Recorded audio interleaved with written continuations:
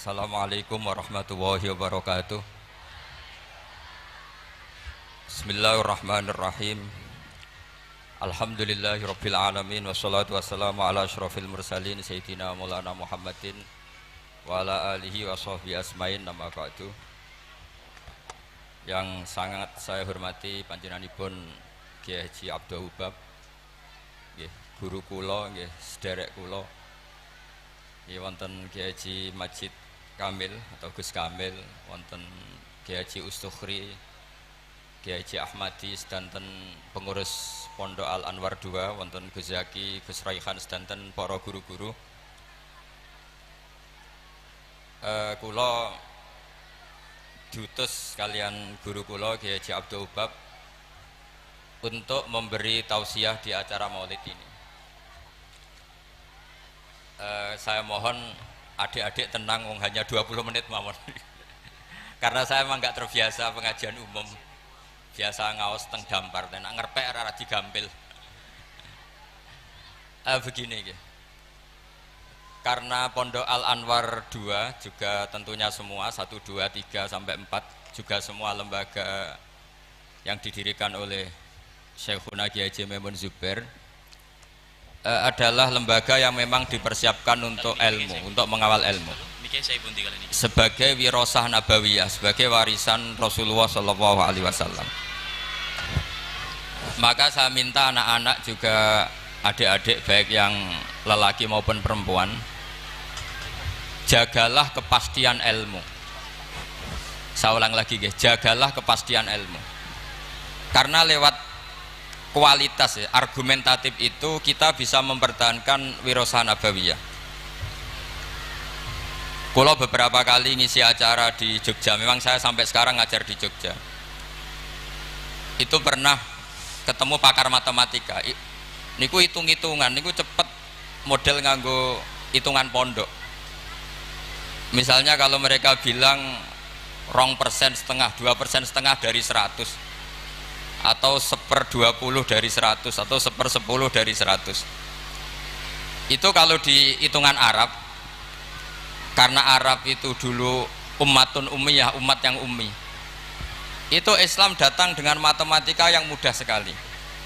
Kita tahu misalnya dalam bab zakat, misalnya 2,5% dibahasakan rubu'ul usyur, karena bertahap. Ini untuk adik-adik ya kan. Jadi misalnya 100, 1/10-nya berarti berapa? 10. Nah dari 10 itu terus ngambil 1/4-nya, yaitu 2, berapa? 5. Itu lebih cepat timbang sampean poro gapit 100 terus dibagi 2 pinten? 5. Jadi ini kalau nanti jajal, saya pernah di salah satu kantor ketemu pakar matematika. Dia tanya saya, Pak Bahak, kenapa Anda nggarap matematika itu cepat? Saya bilang ini matematika Arab, kata saya. Itu mereka kalah cepat sama saya nggarap karena tadi, karena Arab itu ummatun ummiyah. Sehingga saya pernah diberi waktu khusus untuk ngajar semacam ekstrakurikuler di salah satu kampus, mengajar ulumul Islam. Itu yang diantara yang saya ajarkan itu ngitung cepat, berhitung cepat. Misalnya sampai ngitung 1/10 dari 100 sudah tidak mikir, apalagi 1/20. Tapi kalau Islam, misalnya zakatut tijarah, zakatut ziroah itu misalnya, ya sudah, misalnya kalau 1/10 ya disebut usur, kalau 1/20 disebut nisful usur. Jadi cara berpikir ya 100 diusurkan itu 10, nanti kalau nisful usur ya berarti berapa? 5. Mereka bilang 1/10 atau 1/20. Sehingga kalau hitungannya miliar juga lebih gampang. Itu tadi misalnya 1 miliar usurnya berarti 100 juta, rubuknya berarti 25 juta, berarti per 1 miliar adalah 25 juta. Nah ini penting saya utarakan supaya Anda bangga dengan apa yang Anda pelajari di Pondok Pesantren Sarang. Jadi pastikan semua ilmu itu al-bayinah. Al-bayinah itu argumentatif secara jelas. Kita-kita ini yang mengkaji Quran, mengkaji tafsir, itu betapa bangganya kita jadi muslim, jadi mukmin. Saya beri sekian contoh. Misalnya dalam tradisi pesantren Quran itu ada istilah sakta. Dan alhamdulillah tadi saya tahu betul di sini alhamdulillah sekarang ada Gus Rokib, ada istrinya Gus Roji yang mengampu tahfidz. Saya senang sekali karena semua ini keluarga saya, dan saya sama Gus Bab itu buyut saya kandung itu Mbah Maimunah, Mbak Yunya, Mbah Bedowi. Jadi senang sekali kalau di sini juga ada tahfidz, di Pondok Anwar juga ada garwanya Gus Naji, garwanya Gus Kamil. Saya mohon selain diajarkan syarat talaqi atau musyafahah dalam bahasa pesantren, juga diajarkan kepastian hukum pentingnya sakta, supaya orang tidak ragu lagi bahwa kita ini tidak kayak seremonial, memang benar-benar bihujjatin ilmiah, atau kalau istilah para nabi, kul inni ala bayyinatin mir rabbi, benar-benar argumentatif. Sakta itu dimaksudkan adalah kalau ibarat sastra itu taktek itu memotong. Jadi misalnya begini, yang paling terkenal tentu alhamdulillahilladzi anzala ala abdil kitaba wa lam yaj'al lahu iwaja. Terus disaktah qayyimah. Andai kan tidak ada sakta maka bacanya gini, walam yaj'al lan ora gawe sapa Allah lahu ing Quran, ora digawe iwajan ing bengkok. Qayyiman ya ora digawe jejeg. Itu kan jadi kacau. Ya Quran itu ya ndak bengkok ya ndak jejeg. Tapi barokahnya ada sakta, Allah tidak membuat Quran sebagai sesuatu yang bengkok. Sakta berhenti itu menyimpulkan kalau tidak bengkok maknanya jejeg atau lurus, sehingga memang harus sakta. Begitu juga di surat Yasin, ketika orang kafir bangkit dari kubur, mereka bilang misalnya wa nufikha fis-sur fa idzahum minal ajdati ila rabbihim yansilun. Terus qalu ya wailana man ba'atsana mim marqadina. Orang kafir ketika bangkit dari kubur, mereka tanya, mam ba'atsana mim marqadina, kita yang bangkitkan siapa? Tentu ini adalah qailul mustafhim, omongannya orang yang tanya. Terus kita sakta, terus kita teruskan hadza ma wa'adar rahman wa shadaqal mursalun. Tentu hadza ini tidak sama pengucapnya atau yang mengatakan itu tidak sama. Yang satu qaulul mustafhim atau qaulus sa'il, yang satu qaulul mujawib, entah yang jawab langsung Allah entah malaikat. Yang jelas itu beda yang mengatakan atau beda qailnya. Berarti menjadi siapa yang membangkitkan kita sakta, terus dijawab hadza ma wa'adar rahman. Andai kan itu dibaca langsung maka hadza ma wa'adar rahman bagian dari yang dikatakan al mustafhim, bagian yang dikatakan mam ba'atsana mim marqadina hadza ma wa'adar rahman, itu kacau semua. Sehingga saya mohon sekali semua ilmu yang kita dapatkan itu tolong dipastikan bayinahnya. Begitu seterusnya.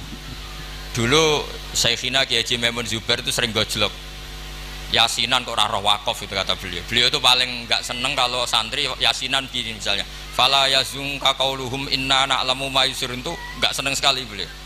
Karena tentu maknanya itu fala yahzunka qauluhum Muhammad, kamu jangan risau oleh apa yang mereka katakan. Kalau kamu baca langsung inna na'lamu itu jadi maqaulul qaulnya qauluhum.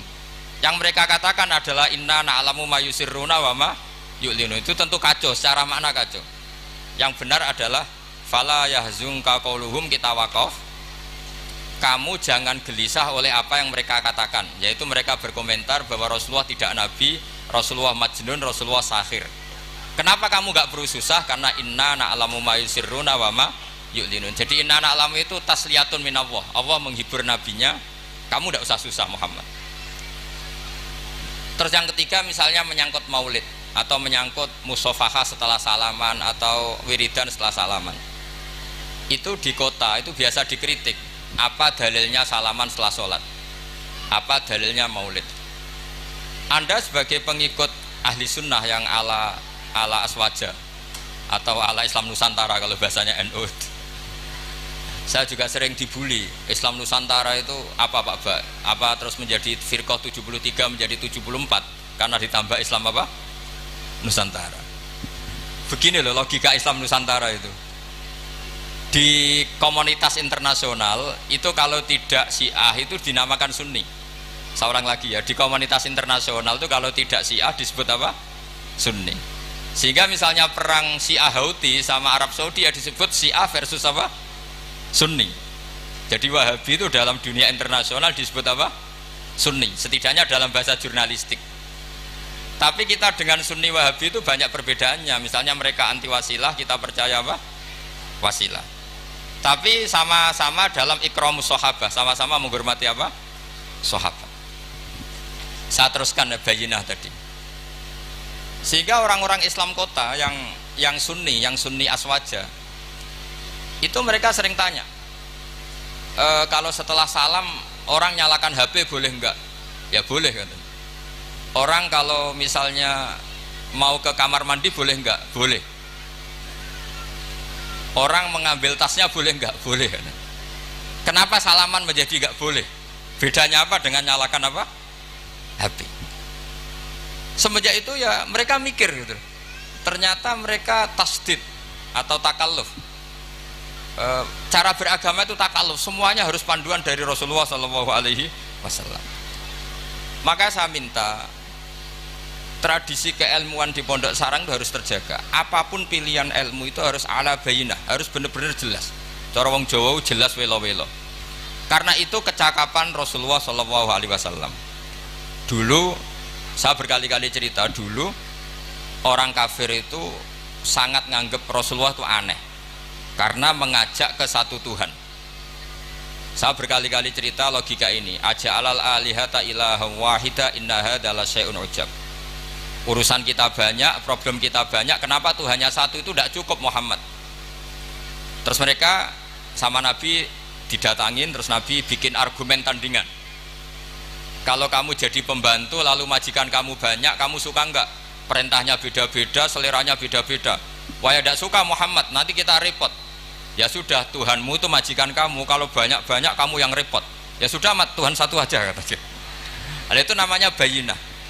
Sehingga Allah mengajarkan itu secara jelas. Daraballahu mathalan rajulan fihi syuraka'u mutasyakisuna wa rajulan salamal lirrajul hal yastawiyani mathala alhamdulillah. Jadi zaman itu orang kafir pun langsung paham sampai bilang alhamdulillah.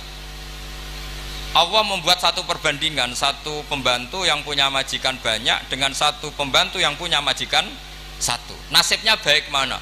Tentu baik yang punya satu majikan. Akhirnya mereka paham, Tuhan kamu adalah majikan kamu, kalau banyak-banyak kamu yang repot. Ya sudah, mat satu saja. Nah ini yang dimaksud lam yakunil ladzina kafaru min ahlil kitab wal musyrikina munfakkina hatta ta'tiyahumul bayyinah. Ahli kitab apapun ngototnya pada keyahudian atau kenasronian itu tetap infikak, tetap akan tercerabut ketika ta'tiyahumul bayyinah, ketika datang penjelasan yang jelas, corong Jawa jelas welo-welo. Makanya saya minta anak-anak yang akademik ini harus menerima ilmu secara bayyinah. Saya masih ingat Mbah Mun itu ketika ditanya, ya jenengan damel kurikulum, maka bocah rapati iso ngaji Wahab, ngaji Mu'in. Kata Mbah Mun, sing ngaji tenanan ya ben Karangmangu. Saiki roh mondok sithik-sithik jamaah mbek ngaji mbek ora ro blas apik endi? Ya apik rondok ngaji. Ya wis berarti ya apik kurikulum kata dia. Artinya ya logikanya jelas. Makanya lama dulu itu kalau bikin logika itu sesuatu yang nggak masuk akal saja, kalau lama dulu yang ngendikan itu masuk akal. Dulu Abu Yazid itu punya murid namanya Syakik Al-Balkhi. Dia orang kaya, biasa donatur pondok, biasa mendonasi pondoknya Abu Yazid. Setelah dia perjalanan dagang di satu Sahara gitu, di gurun pasir, ada burung yang patah sayapnya, patah kakinya. Ternyata tetap dapat rezeki, dikasih makan burung yang waras, yang normal. Singkat cerita, si murid tadi datang ke gurunya, Pak Guru, saya sekarang mau jadi orang zuhud, gak mau jadi orang kaya. Ternyata orang paling lemah pun, makhluk paling lemah pun dapat rezeki. Terus cerita kejadian tadi. Terus sama gurunya ditertawain, kamu mau jadi orang zuhud, orang jadi orang fakir, terus dikasih orang, di rumah orang. Ya, ternyata semua makhluk yang lemah pun dapat rezeki. Kata gurunya itu, gojol gurunya itu, lima dala tak tabiru anta.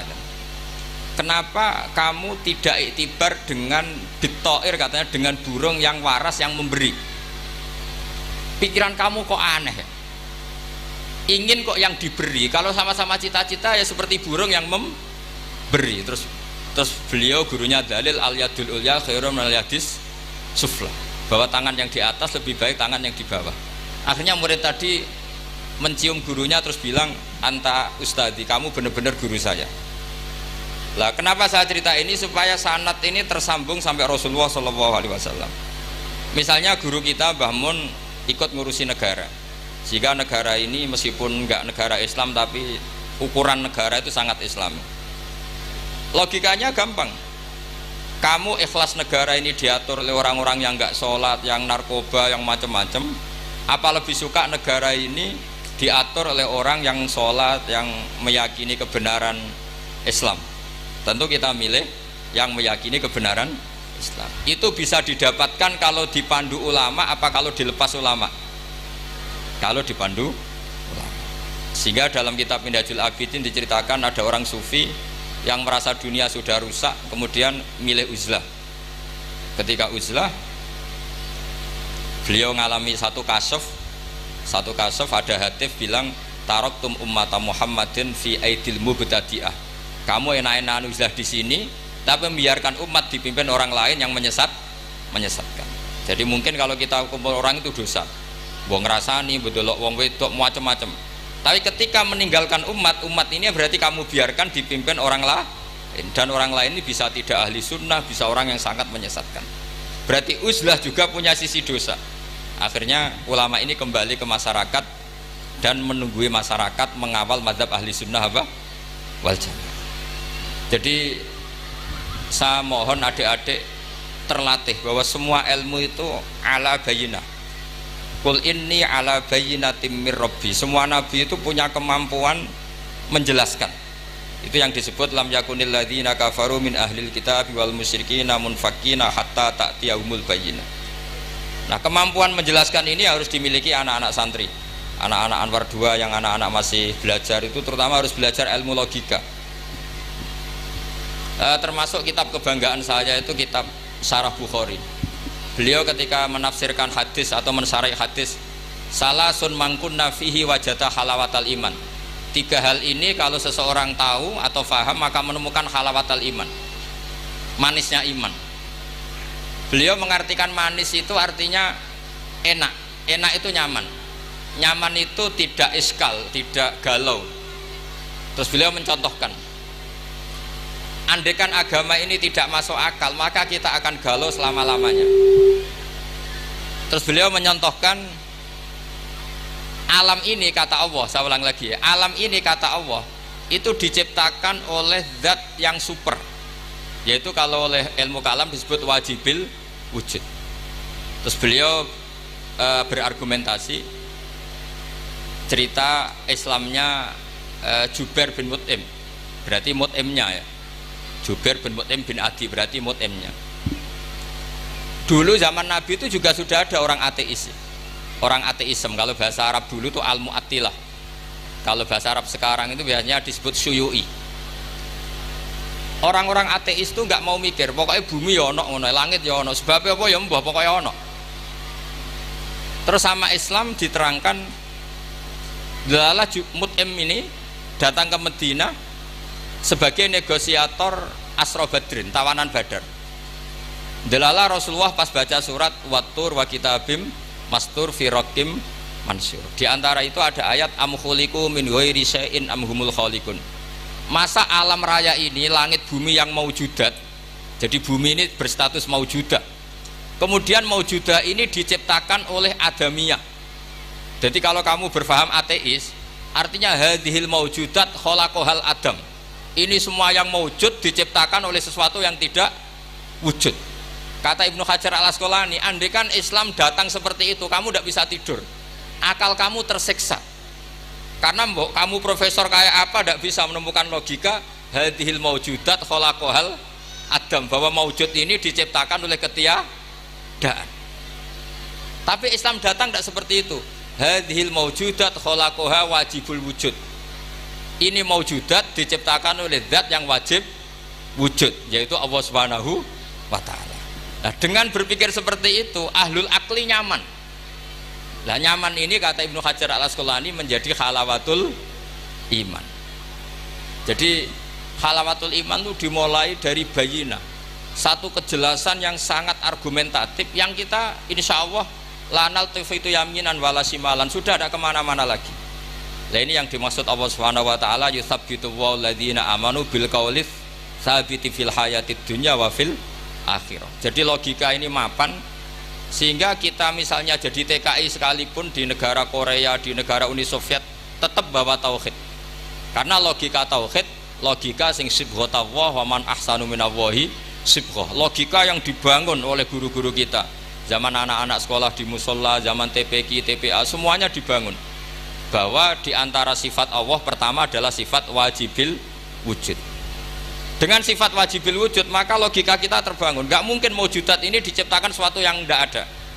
Pasti namanya yang ada, faktornya ya ada, bukan tidak ada. Nah itu termasuk kenyamanan berpikir. Terus ketiga, kenyamanan sosial. Agama ini mengajarkan baik sama orang tua, takzim sama guru, sayang sama anak-anak, sayang sama yang lemah. Makanya kata ulama-ulama dulu, laulam yakun ma jaa bihi Muhammadun dinan lakana fi aqlin nasi hasanan. Kalau saja yang dibawa Muhammad tidak di atas namakan agama, itu pun menurut logika akal sesuatu yang baik. Karena agama ini hanya mengajarkan yang baik-baik saja. Jadi saya kira demikian. Pokoknya saya minta seminta-mintanya tradisi keluarga sarang bahwa semuanya bil ilmi itu harus dijaga.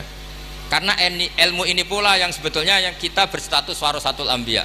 Al ulama warasatul anbiya, dan itu tentu bil ilmi.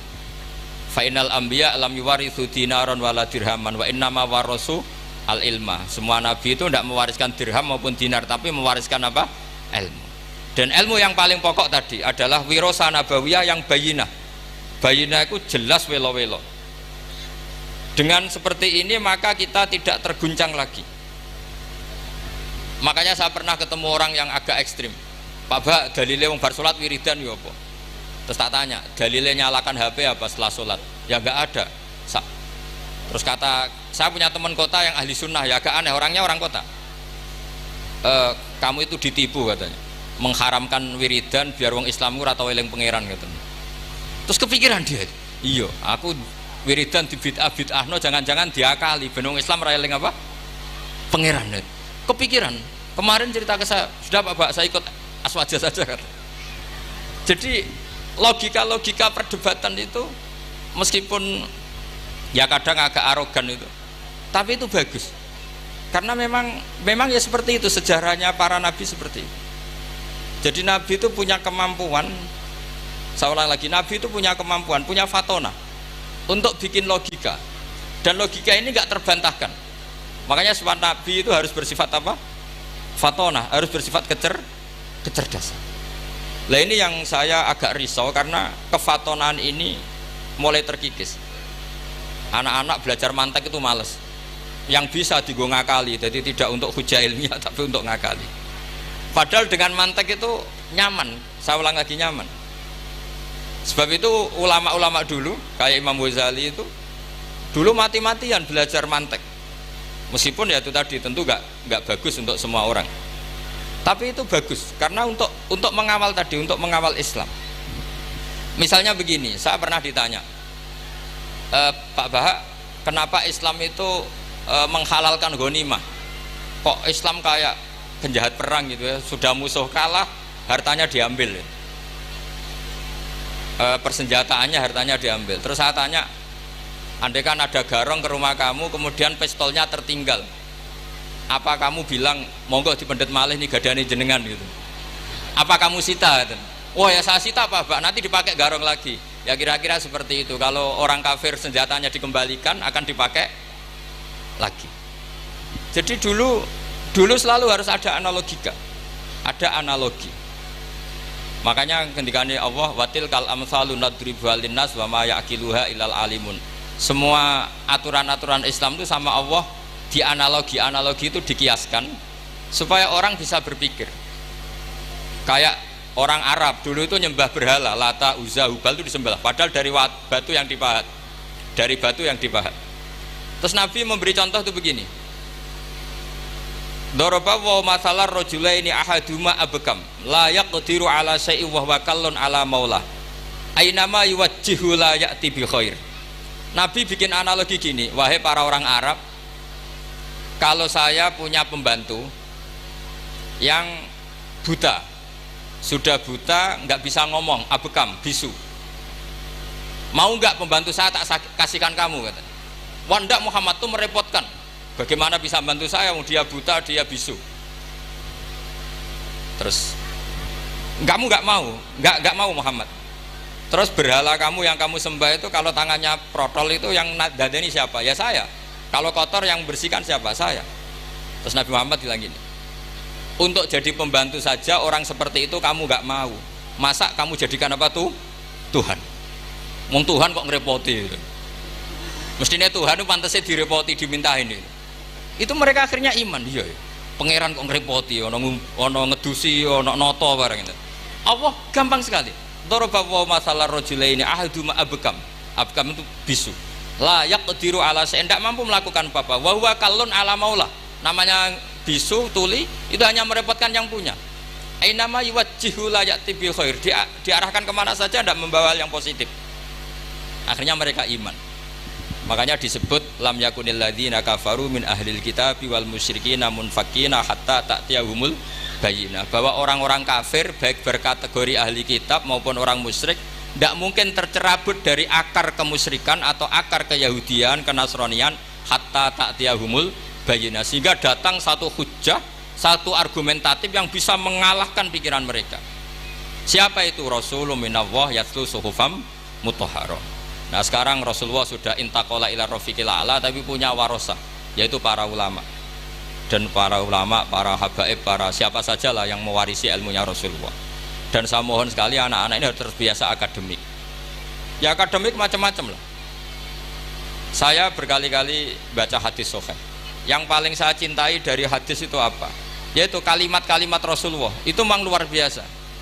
Misalnya beliau ngendikan orang mukmin itu baik semua. Ajaban li amril mukmin. Terus beliau ngendikan itu ajaban li amril mukmin inna amrahu kullahu khairun. In asobathu sarra syakara fakana khairan lah.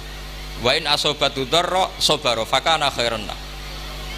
Terus beliau ketika ngendikan kematian, kehidupan itu optimis sekali dan dengan pandangan positif. Kata Rasulullah, anggap saja kalau kamu hidup itu ziyadatan li fi kulli khairin, potensi mendapat kebaikan. Kalau kamu mati, ya syukuri, anggap saja pengakhiran dari semua keburukan. Sehingga adat-adat kiai-kiai dulu itu kalau ada bajingan mati, orang oplosan kok mati, ya tetap bilang, saya nggih Pak niki saya. Meskipun hadirin nggak siap bilang saya. Nggih saya Pak nggih. Karena mautu hadal fasik khairun lah. Matinya orang fasik ini bagus, supaya nggak mereman lagi, nggak ngemel lagi, nggak jadi problem lagi. Jadi doa hidup dan mati itu seindah itu Rasulullah. Ya Allah, jika saya hidup, anggap saja ziyadatan li fi kulli khairin. Terus wal mauta rohatan li min kulli syarrin, kematian adalah akhir dari segala apa? Keburukan. Saya ini termasuk kiai muda yang nggak pati takut mati. Artinya bukan karena saya yakin soleh, enggak. Misalnya kalau apa mati, pikiran kalau Gusti ini akhir dari segala potensi keburukan saya. Artinya kagum saya bukan masalah takut dan berani, enggak. Keilmian Rasulullah Shallallahu Alaihi Wasallam. Betapa mudahnya Nabi melihat sesuatu itu positif. Hidup dianggap tadi ziyadatan lana fi kulli khairin. Kalau kematian anggap saja rohatan lana min kulli syarrin. Jadi mudah sekali Rasulullah. Lah ini menurut saya kefatonahan yang harus diwaris kita semua. Ya ngoten mawon. Assalamualaikum warahmatullahi wabarakatuh.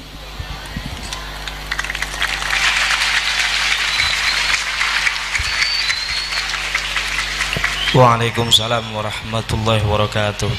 Kepada beliau kami haturkan terima kasih. Acara yang terakhir yakni doa penutup yang dalam hal ini akan disampaikan oleh beliau Kiai Haji Majid Kamil Maimun. Kepada beliau dengan segala rasa hormat dan ta'zim, waktu dan tempat kami persilahkan. Dan sebelumnya kami selaku pembawa acara memohon maaf yang sebesar-besarnya bila mana dalam membawakan acara pada pagi hari ini ada ahwal maupun akwal yang kurang berkenan di hati hadirin hadirat sekalian. Dari kami, wal afu minkum. Assalamu alaikum warahmatullahi wabarakatuh. Bismillahirrahmanirrahim. Alhamdulillahirabbil alamin. Allahumma shalli ala sayyidina Muhammadin salatan tunjina biha min jami'il ahwali wal afat wa taqdiluna biha jami'al hajat wa tutahhiruna biha min jami'is sayyi'at wa tarfa'una biha indaka 'ala darajat wa tuballighuna bi asal ghayat min jami'il khairati fil hayati wa ba'da al-mamat. Allahumma ighfir lana wa liwalidina wa limashayikhina wa liikhwanina alladhina sabaquna bil iman wa la taj'al fi qulubina ghillan lil ladzina amanu rabbana innaka ra'ufur rahim. Allahumma ya Allah iftah alaina jami'an ya Allah, iftah alaina wa ala haula'i tulaba al-ghaibin futuhal arifin waj'al amalana khalisatan liwajhikal karim waj'alna minal ulama'il amilin wa min ahli al-Qur'an ya Allah ya Allah ya Allah. Allahumma barik fina wa barik fi jam'iyatina, barik fi ma'hadina wa barik fi madrasatina jami'an ya Allah, fi talamidihim wa fi ustadihim wa salimna dunya wa ukhra wa salimna min fitan ma dhahara minha wa ma batan. Rabbana atina fid dunya hasanah wa fil akhirati hasanah wa qina adzaban nar. Sallallahu ala sayyidina Muhammadin wa ala alihi wa sahbihi wa sallim. Subhana rabbika rabbil izzati amma yasifun wa salamun alal mursalin walhamdulillahi rabbil alamin. Bisri asraril Fatihah.